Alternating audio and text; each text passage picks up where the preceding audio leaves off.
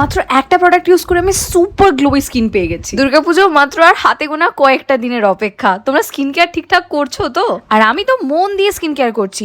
আমি বহু ভিডিওতে দেখেছি যে বিটরুটের ফেস মাস্ক মাখলে নাকি ফেসটা প্রচন্ড গ্লো করে, আর সেই রকম ভাবেই আমি ফেস মাস্ক মেখে যখন এটা তুলতে গেলাম, গ্লো তো এলোই না, উল্টে আমার মুখটা পুরো স্টেন হয়ে গেল। আমি বাদরের মতো লাল লাল মুখ নিয়ে কোন প্যান্ডেলে ঘুরবো?